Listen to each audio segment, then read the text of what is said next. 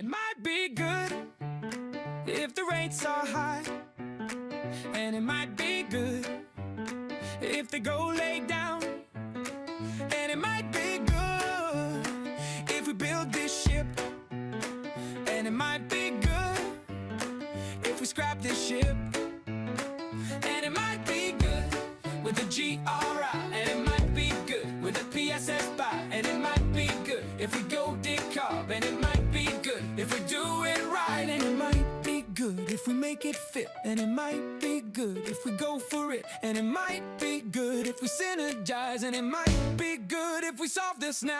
Hey!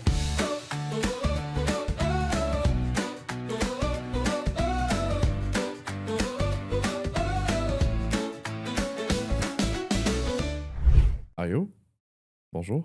Hi, How are you? I'm good. How are you? I'm good. That's a Thursday. Happy Thursday. It is my first. It's actually my first time podcast. Yes? Yes. Oh. Well, listen, we start usually by me asking you to describe yourself in as many or as few words you want. So my name is Aario. I am 25 years old this year. I graduated from Nanyang Technological University in Singapore. Mhm. I specialized in maritime studies with a second major in business.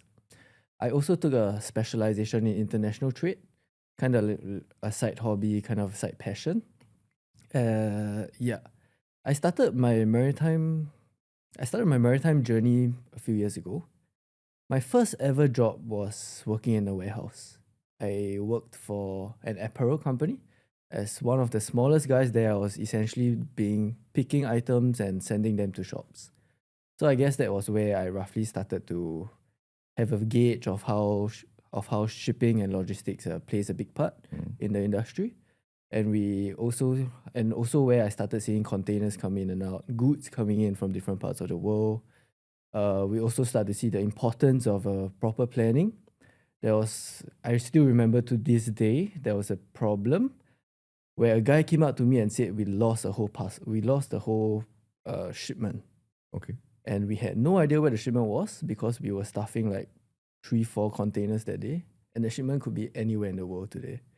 So I guess that's where I realized the importance of critical planning, thinking ahead, right? And just how big maritime is, how big logistics is in essence.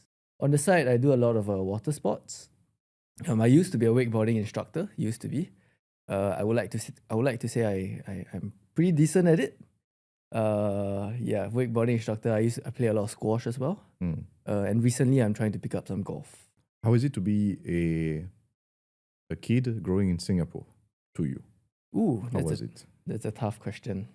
I think for me, my childhood was different. My parents, I would like to thank my parents for this in that they were never too strict on me. They let me explore and grow and pursue my interests. From a young age, my dad was bringing me fishing. My dad was bringing me kite flying, swimming, kayaking. These kind of things were I was privileged enough to be able to be exposed to these kind of activities from a young age. With of course studies being important as well, I spent a lot of time in tuition centers as well. However, I think it wasn't main focus of my childhood, if I were to say so. I guess my parents always focused on having a well-rounded, holistic education for me. So I did like my childhood. Adulting life is hitting pretty hard, but yeah, I do miss my childhood sometimes. I get that. So you were more you said an outdoor boy or indoor? Absolutely. I think I was more of an outdoor kid. I did a lot of outdoor activities, a lot of outdoor sports. Fell down many times, fell down more times than I can remember. Have more scars on me than I care to admit. I think if you were to ask my mom, she would tell me I was one hell of a naughty. I gave her a tough time. And is it easy to be outdoor in a city like Singapore where, I mean, I know we tend to say Singapore is small and it's concentrated and there's a lot of, buildings and stuff, but there's also quite some outdoors. Am I right? I think that's a good question. Thank you. I think it's a fair question. The idea of that Singapore, the problem is that Singapore has, I mean, we're small. Geographically, we are small. We don't have so much privilege with space. Mm. And I think the government has pushed for a lot of green spaces, trying to push for gardens, parks. I believe there were some KPIs for them to hit. There were some milestones for them to hit in a way that they were trying to push for every family to be quite near, to be in close proximity to a green space. I think that's good. But at the same time, we also juggle between the economic needs of Singapore, right? So we push for more buildings, we push for, I mean, if you look at CBD in itself, you see skyscrapers.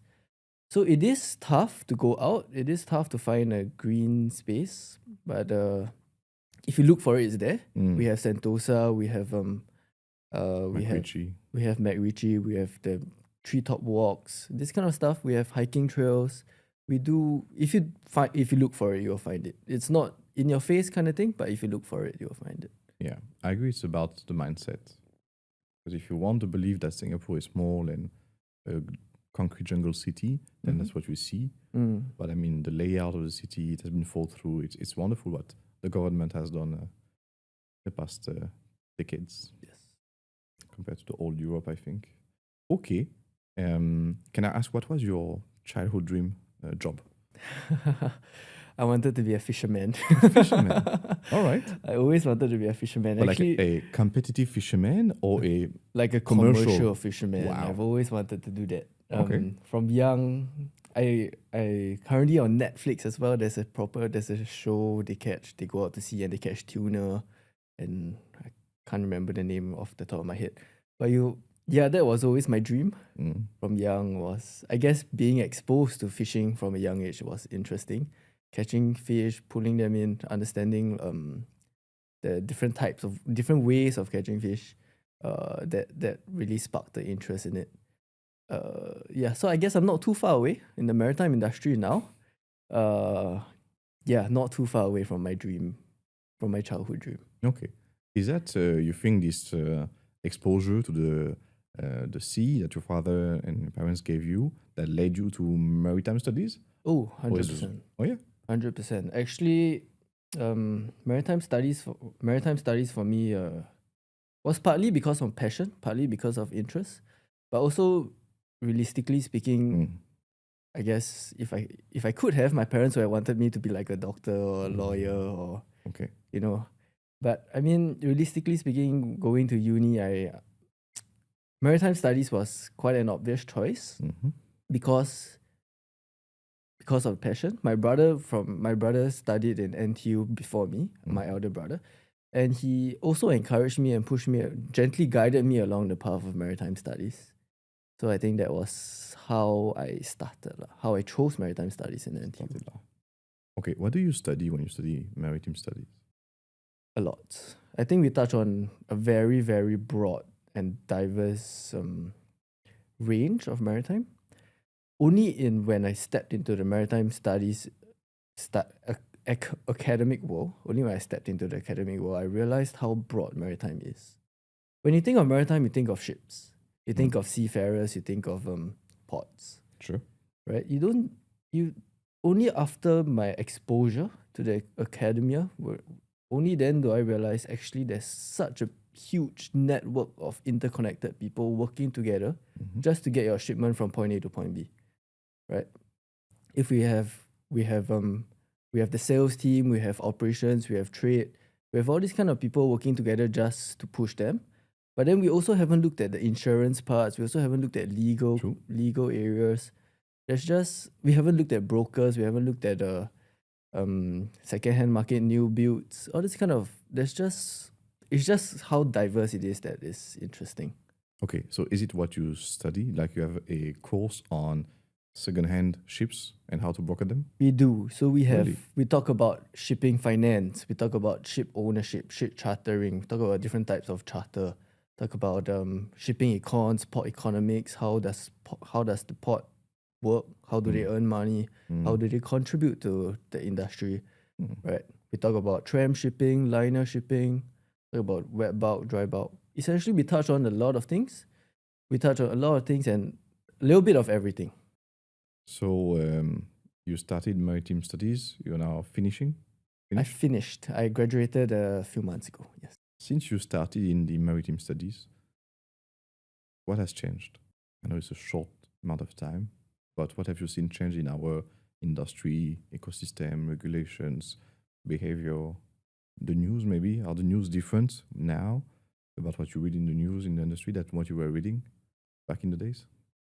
I think when I first started about 4 or 5 years ago, sustainability was a thing, but it wasn't it wasn't as big as it was today.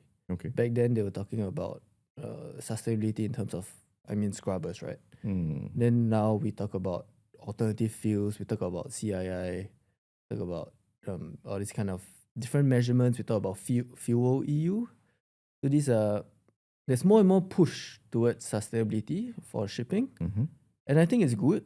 I think everybody has a part to play in being sustainable and keeping the earth green enough for my kids or or the future generation. So I think it's good. But yeah, I would say that's the biggest change I've seen. Some people say that shipping is a little bit slow. There's also some talks about how containerization was the last major change in shipping. Right, it was the most recent major change in shipping, which was, correct me if I'm wrong, 60 something, 1970 something. Yeah, so shipping in itself, I feel, is a little bit of a slower industry. We adopt change a bit slower, but it's changing, and people are trying to ramp up their efforts in sustainability. Why do you think that we are slow? Why are we slow? In general, I think the problem with the industry is that ships they're not cheap, right? We cannot make a decision lightly. Even today, we haven't decided what fuel should we use. Nobody has a clear answer, has a definite answer that, the next big thing is so and so. And when we commit to building a vessel today, it's something that will come to fruition maybe 5, 6, even 10 years later. Right? We only see the results of it 5, 10 years later. So nobody has a crystal ball to say this is the right path to take. We work with whatever limited resources we have. We have limited cash flow. We work with limited knowledge and of how the industry will change in the next 5 to 10 years. So I think that is a big concern when we make important decisions, when we make decisions that cost billions of dollars. That there's something that holds us back. Interesting. Thanks for sharing. If we go back to studying in Singapore, you just finished your studies, so I assume that you were studying when ChatGPT, DeepSeek started to be a thing. Did you see it? Did it change something on the way you were studying, interacting with the teachers, anything? I don't remember exactly when ChatGPT was introduced. Sounds like a Terminator sentence. I don't remember. I don't. But I definitely used it in university. It was definitely a research tool that was used widely. I would say widely. Something that really changed was the professors. One day they started coming in and started talking about how we need to do our citations properly. We need to understand how when we do citations, they affect the entire layout, the entire presentation of the report, right? And then they also started, for lack of better word, they also started threatening and saying that, if you guys use ChatGPT, if you guys use DeepSeek, we will know, right? And to me, that didn't sit very well. Because if it's a tool that has been created, why are we not using it, right? We should use it. We should encourage the use, but we should also encourage how to use. We should also educate how to use. How do I put this? My mom once told me that I would never be able to live without a phone. Okay. Okay? I would never be able to live without a phone. In her time, she could go out without a phone. She didn't have a problem. But my grandmother also told me that she told my mom the same thing about electricity, right? In my grandmother's time, there wasn't stable electricity. Yeah, so I think as technology improves, we should adapt and we should accept that change is inevitable. We need to adapt and embrace change even, and just understand how we should use it better and how we can use it to the best of our advantage. It shouldn't put us at a disadvantage. Would you say that is a common vision in the students you have been working with? Generally, yes. Some of them, of course, look for the easy way out. I mean, ChatGPT, you can literally put your essay question into ChatGPT and it will come out with an essay for you. Whether or not it's accurate is another question. Whether or not if we come down to the granular detail, will it represent exactly what you are trying to say? Is another question. But if we use it well, I think it's all right. The education system in Singapore, going back to the previous question about education as a kid, I think I must admit that the education system has shaped my way of thinking. Wow.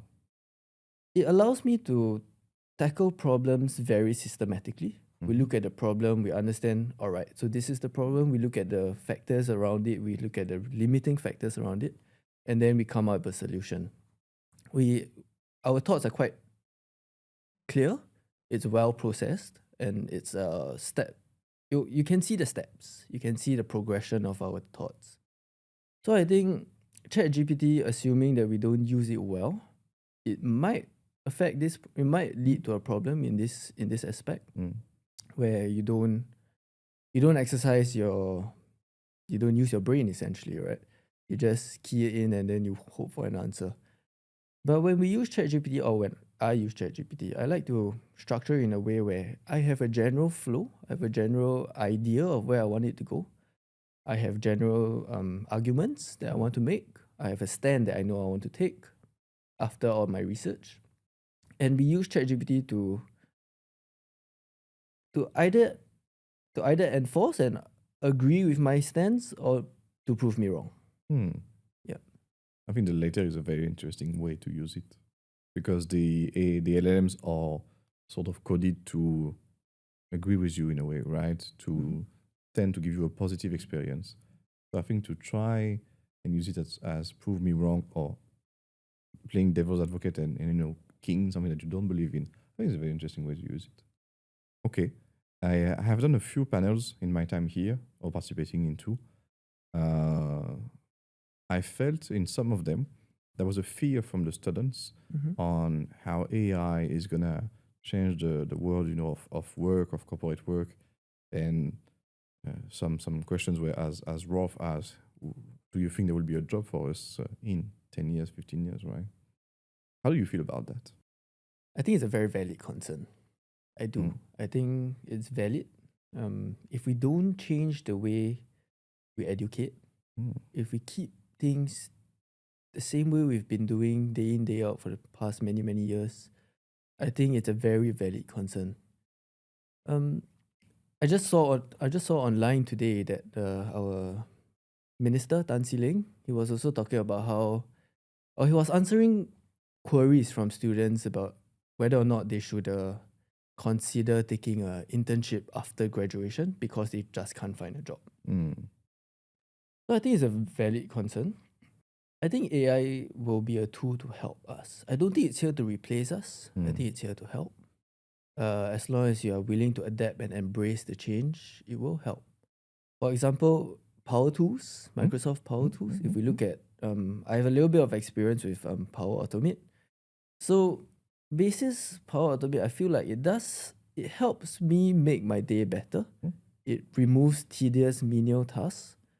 So with the skill that, with the limited level of skill that I have in Power Automate, I managed to just streamline my processes a little bit, and it frees up time for me to answer the bigger questions, to answer questions that to do work that you can't automate, right? To make judgment-based decisions, right? These are decisions that I think sets you apart, right? And it also sets you apart from AI essentially, right? How do we make a judgment call when it's necessary?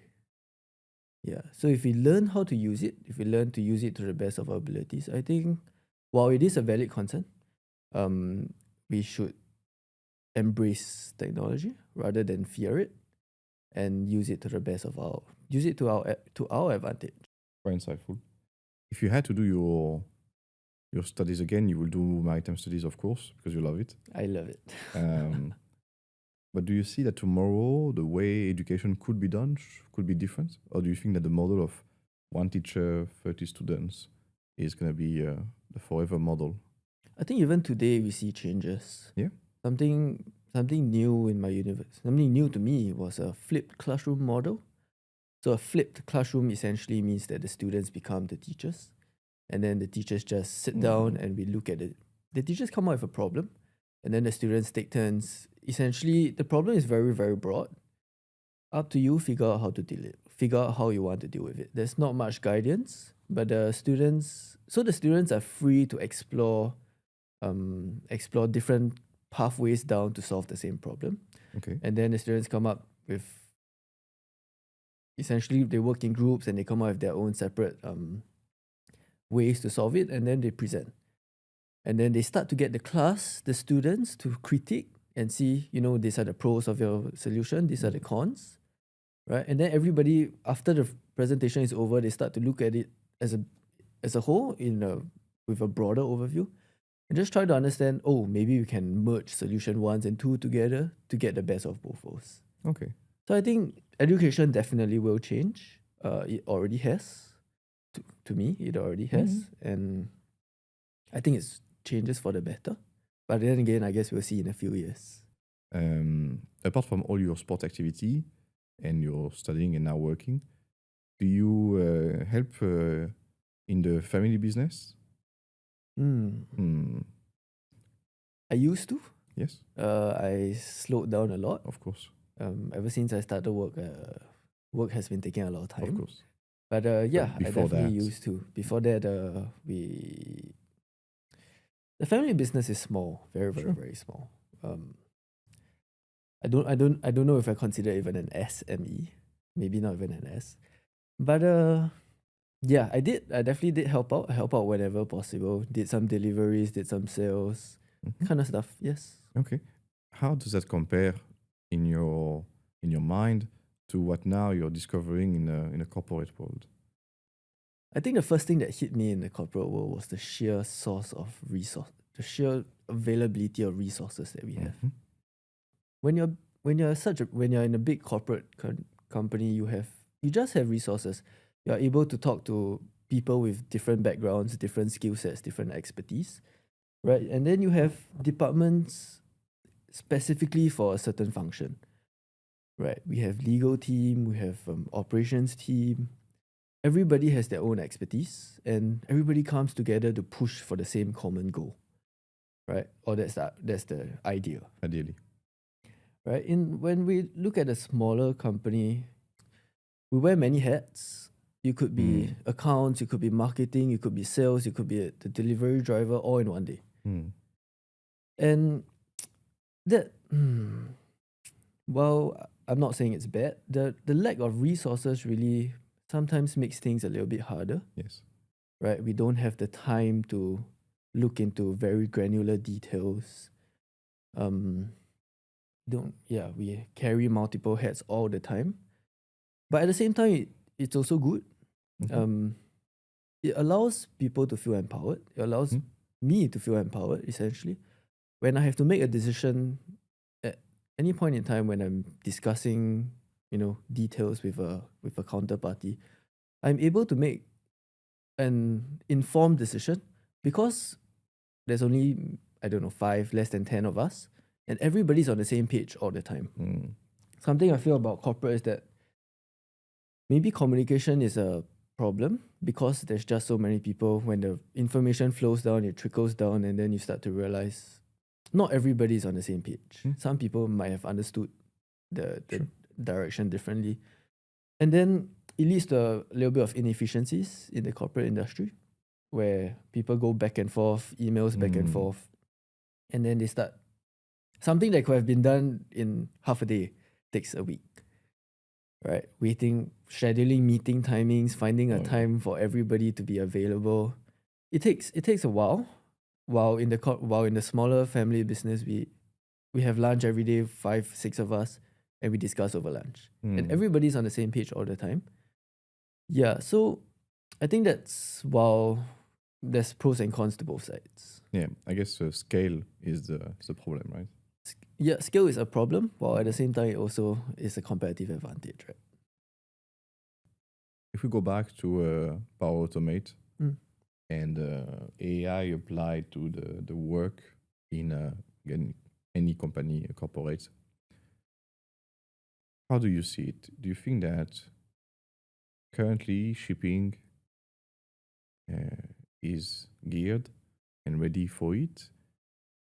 Some of the challenges I have, when I go through is always the data quality, data availability, and data quality has been my anxiety for past 10, 15 years, So how do you see that? How would you solve it tomorrow if you have to do it? Data quality is a big problem. The idea that working off bad data, working off data that might not be accurate, working off a set of data that you see today and someone else sees at the exact same time and the numbers are different, that's when the problems come in. I'm not a super techie guy, but I also understand that there's a saying where they call it trash in, trash out. Bad data in, bad data out, right? Bad data in, bad results out. True. So if you're working off bad data, it's a huge problem. We need to solve. It leads to a lot of inefficiencies. It leads to a lot of backtracking. Even during Power Automate, the projects that I was working on, before I could even embark on the software side of things, we had to clean up. We had to ensure that we had the correct data set. And it took me, you would think just getting an Excel table would be easy. But getting an Excel table and understanding, filling up the columns, ensuring that the data are right, pulling the data from the correct source, and then double checking with someone else and he tells you, oh, that's not the updated data. That's not the updated data source anymore.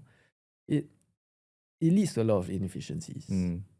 So I think data is key and is the crux of anything. I think you cannot even say that you have experience in doing a project or a company will not have expertise in dealing with any project if they don't keep their data well. If you're not able to look back, like take for example a project cargo, right? If you were going to ship a vessel from point A to point B, you're going to ship a pleasure craft from point A to point B.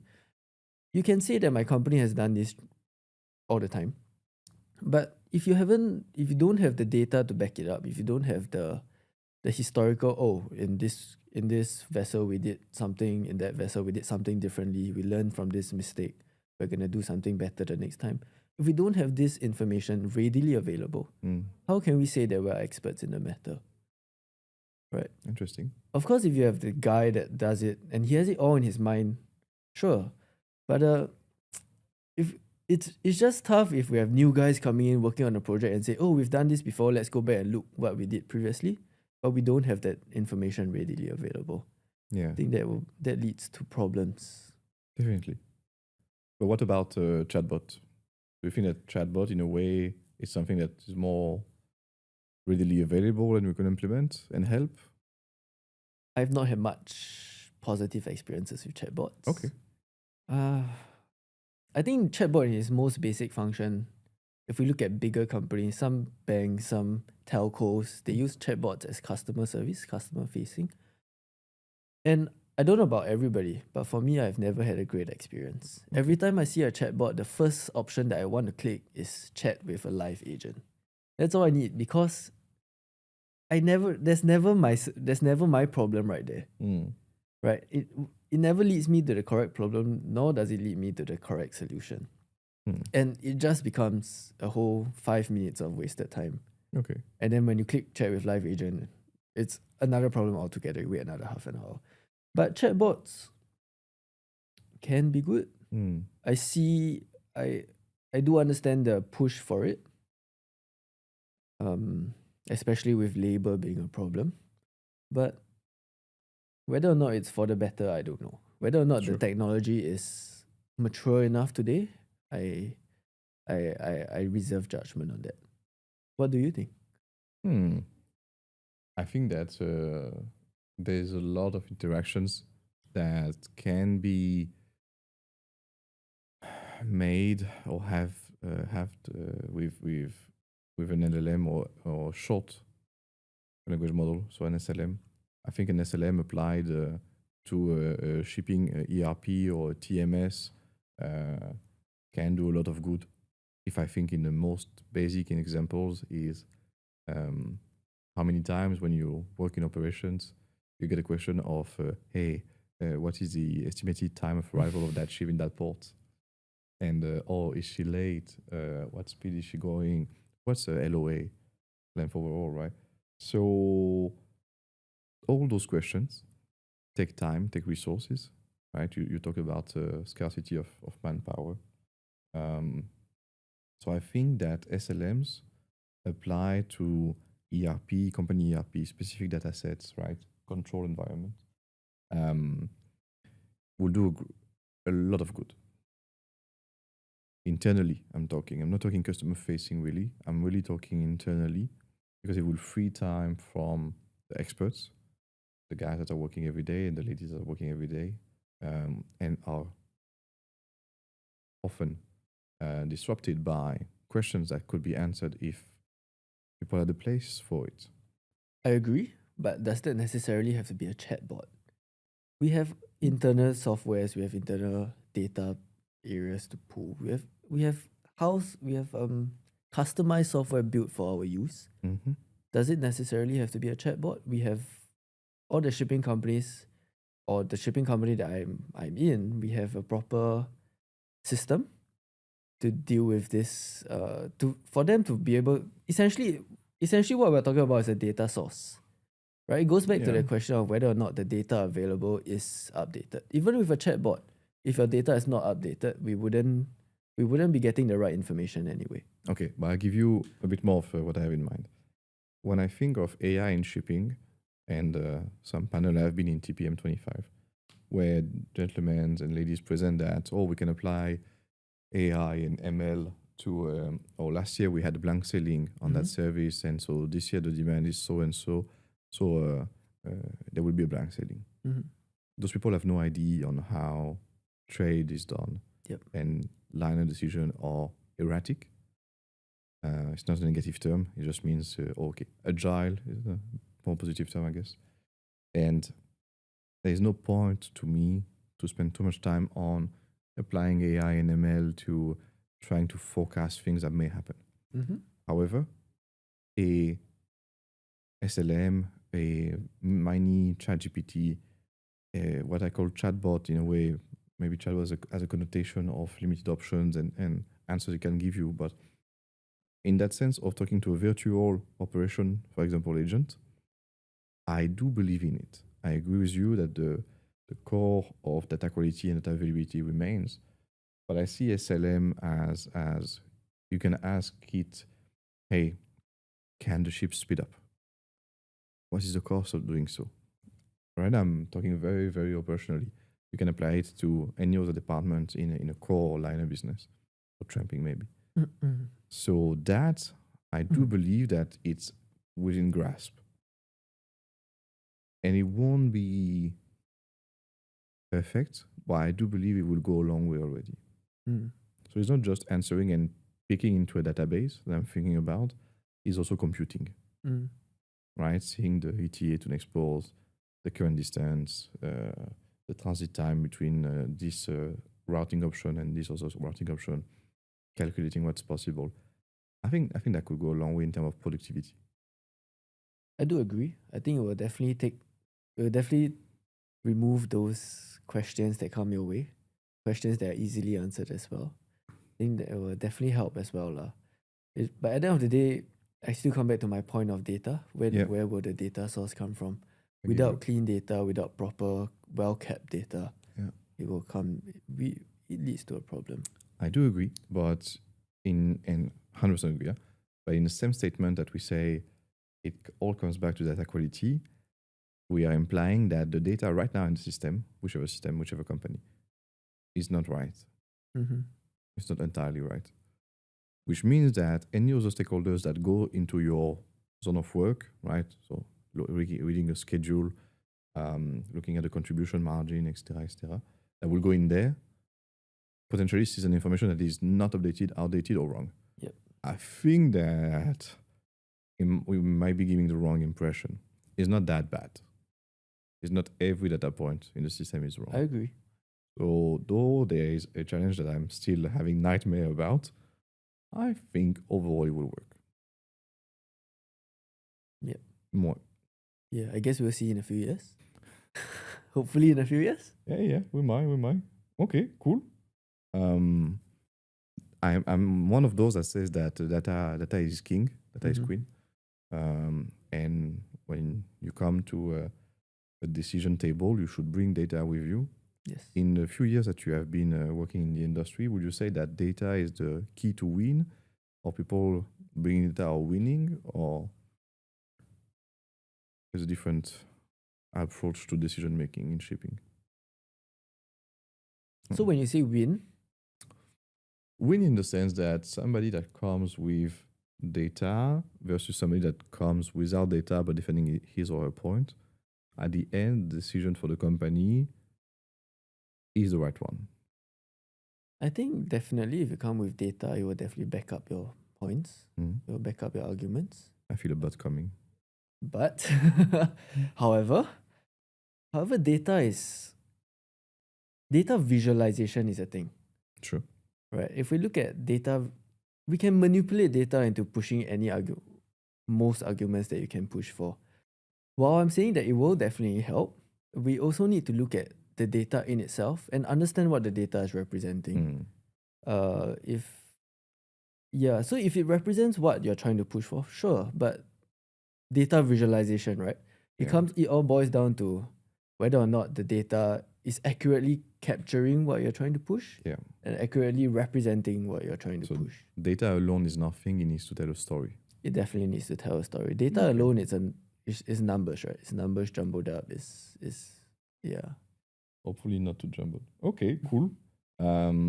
Let's enter into a part where we get to know a bit more about you. What is your kind of rhythm? Do you wake up before the sun and scream to the world that you're alive? Do you drink 4 coffee? What's your habits? As a young Singaporean? I definitely don't wake up early. Okay. Waking up, I'm not a morning person. Okay. In the morning, when I leave the house, I used to get a question from my family members like, "Are you okay? Why is your face so black?" I'm definitely not a morning person. I'm definitely a little bit more a night owl, which I guess I don't want to blame on my parents, but working in a smaller business allowed me to have the flexibility of time. Yeah. It allowed me to be able to arrange my time as and when I see necessary. I arrange meetings, I arrange to talk with clients, even over dinner, right? And I try not to do it before 9 a.m. Right. So that is something that I think I grew up with, and it's something that I'm adapting to now that I'm back to a 9 to 6 job. So I'm not a morning person. But any rituals that I have? Oh yes, I do. I make it a point to get out of house from the time my alarm rings to the time I step out the door. Okay. I only have 15 minutes. Wow. I do it. Okay. I try. That's right. I aim for 15 minutes to get out of bed and out of the house in 15 minutes. The reason why, well, it's not anything philosophical. It's just because I like more sleep. Right? I am not a super morning person, so I decided that 15 minutes is a nice time I'll get up, be able to shower, be able to Mm. brush my teeth and change clothes and get out of the house in 15 minutes. Nice time. Enough time to get out, enough time, and it balances my need for sleep and my need Yeah. to be on time. That's good. Yeah, rituals, nothing much apart from that. Not too much of a coffee person, more a tea person. Ah. Mm, Mm. yeah, so yeah, even but I don't have to have it every day. Okay. Cool. You know yourself very well. Hopefully. Okay, so you used to be a bit more in flexible schedule, and now you're entering a more, as you say, 9 to 6 kind of thing. Do you think that your performance is different? Ooh, I think it is. Huh. Definitely. When I could schedule my time, there was never a clear distinction between work and life. Sure. Right? It was always in the back of my head. I could be doing anything, but in the back of my head is always thinking, what's next? Mhm. Right? What's the next appointment to be making? Mm. Who's the next person to be meeting? What's the next thing to do? But 9 to 6, I understand the need for a 9 to 6, firstly, especially when we work in a large scale corporation with so many people. Mhm. It just makes more sense for everybody to align their timing. And even with a 9 to 6, it's sometimes difficult to schedule a meeting. That's true. Right. So I understand the need for it and I understand the pros behind it. But sometimes I also feel that the lack of flexibility makes things a little bit difficult for me. Mm. I like to go to lunch at an odd hour, but Okay. I can't do that anymore. If I do that, if I go to lunch at 12, it's really crowded. But if we go back to how I do things, efficiency, the biggest change that I have is the fact that now 9 to 6, I look forward to 6 so that I can go home. Mm. Yeah, so I think it is a good change. We try to push for a bit more work-life balance. Mhm. But at the same time, people are also telling me that I'm young, I should be pushing harder. All right, I'm still so new into the industry, I should be pushing a lot harder. So Yeah. yeah, good and bad. Good and bad. Those people obviously are right. But what they fail to tell you is something we all learn a bit too late, is that career is not a sprint, it's a marathon. I don't look like a marathon runner right now, but believe me, it is. There's no point to sprinting all the time. You're going to burn yourself. Sure, but we also back then when I worked, I had a respected a respected boss tell me that I need to work on my. It came across as brashness, I would say, right, where I was pushing towards a goal without much respect, without much worries for other people. I think that was a point that I definitely took home and considered because I was just more used to getting things done.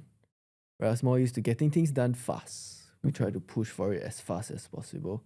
But over here, when we have so many stakeholders involved, things become different. True. Yeah, so I wouldn't say it's less efficient, but there's more chefs available to cook the soup now. Right. That's the first one. Never heard that before. Well, you know how they say too many chefs spoil the soup? No? Oh yeah, so they say if you have That's too many chefs, interesting. it spoil the soup. But now there's just more chefs to add their expertise and decide whether or not there's enough salt or there's enough pepper. That's Okay. all. Cool. I can't help now to ask you, can you define one final time for me what kiasu means in Singaporean culture? What is it to be kiasu? Kiasu. I guess the translation of kiasu will be to be, well, in Singlish, it's scared to lose. Okay. Right? We're just afraid to lose out. We're competitive by nature. Right? There's arguments as to why we're competitive, whether or not the education system, the culture. There's many good arguments for it. Yep. But we're just competitive by nature. When we see a long queue at a hawker center, we think, oh, that must be good. And we queue. Right? I don't think we enjoy the queue because we complain about the queue all the time. But we're just, in that sense, kiasu. Okay. We don't want to lose out. We want to be able.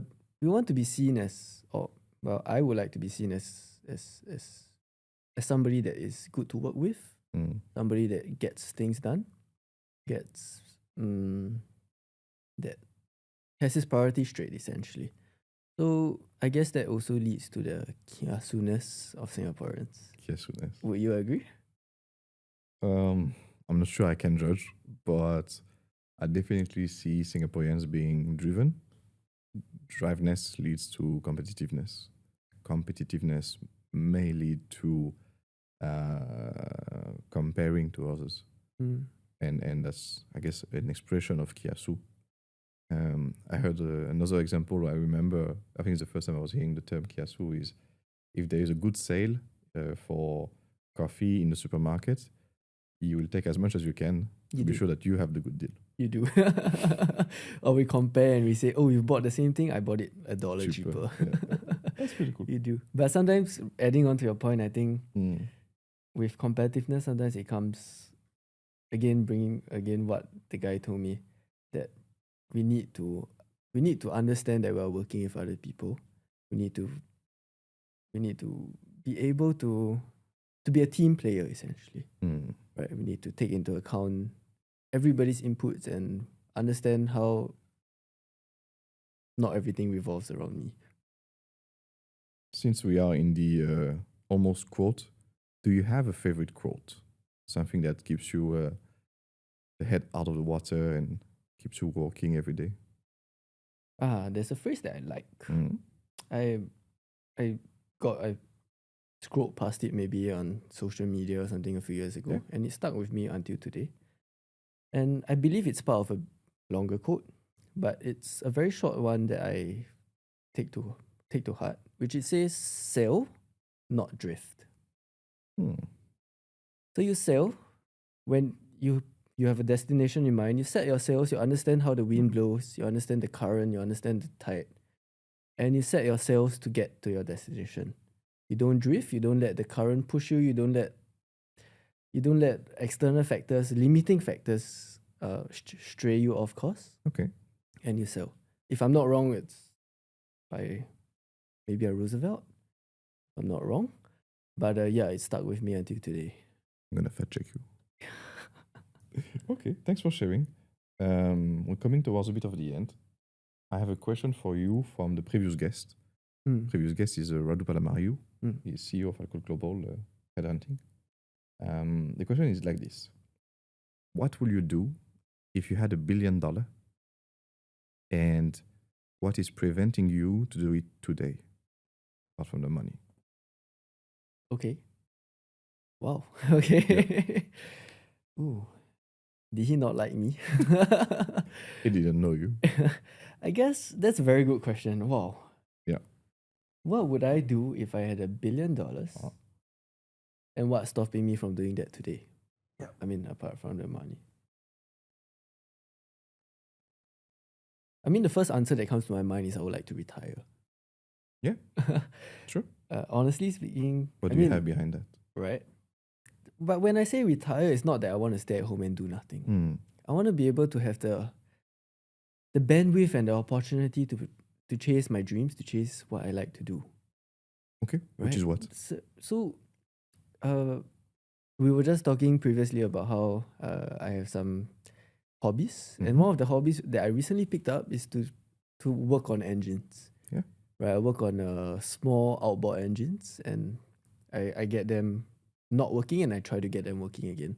If money wasn't an issue for me, I would like to live that life. Right. Or even live a van life.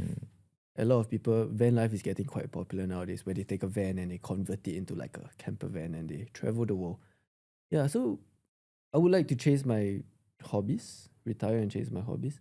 But that's a tough question to answer because I think priorities in life are very different in different stages of life. That's true. I think for me, starting off a career is quite important. And well, I guess a good start makes a big difference in a long-term career for me, I feel. So to be able to answer that question today, if I had $1 billion in cash, I would retire. But the idea is not how do I put this? The idea is to, for now, the priorities in life are a little bit different. So the priority for me now is to work hard and make something of my life. Okay. Right? Hopefully revolutionize maritime, right? Big ass. Why But- not? Well, hopefully, hopefully. But yeah, so I guess the short answer to that is if I had the cash, I'll retire. But if I don't have the cash, the idea is really just to make something out of myself. I don't want to look back in 60 years, 70 years, even 80 years time and think, what did I do the past 8 years? Mm-hmm. Yeah. Yeah. Thanks for sharing. That was a tough question. Don't worry, the tradition is that you can leave a question for the next guest after that. Oh, that's good. All right, before we go there, I have a series of quick fireside questions. Mm-hmm. You have to answer by yes, no, or one word, whichever the word. You have one joker if you want to skip. Okay. You ready? Yes. I only have yes or no answers. Or one word, Or one word. right? Okay. Clear? Yes. Nice. Is pineapple on pizza legit? No. Schedule reliability matters Oh, for the customers. it depends. Shipping will reach net zero by 2050. Hopefully. Who is your favorite comedian? Stand-up comedian. Oh, what's the guy's name? Gabriel Iglesias. Gabriel Yeah, Iglesias. Yeah. Poppy? Yeah. India can be a relevant alternative to China from an industrial and logistic perspective. Ooh, Yes, no, one word. it depends. Okay. What's your favorite song?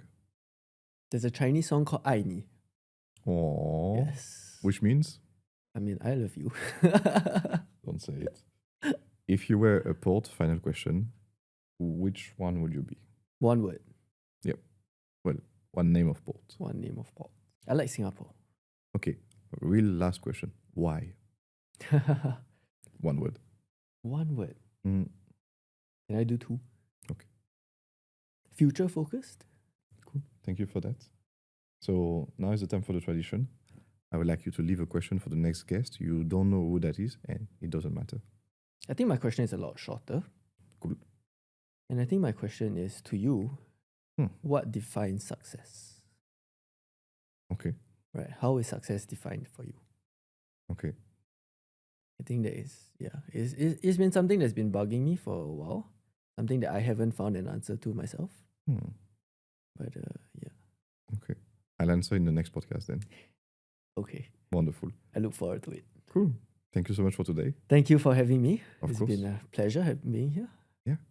I'm very happy that we have not doing a stereotype, but a representative of the new generation of somebody that starts in shipping.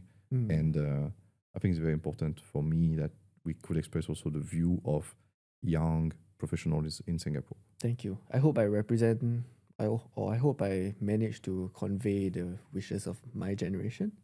And I think a lot of us are really looking forward to the next big thing in shipping. You will be the next big thing in shipping, you guys. Cool. Thank you, Aario. Thank you very much. And it might be good if we solve this now. Hey!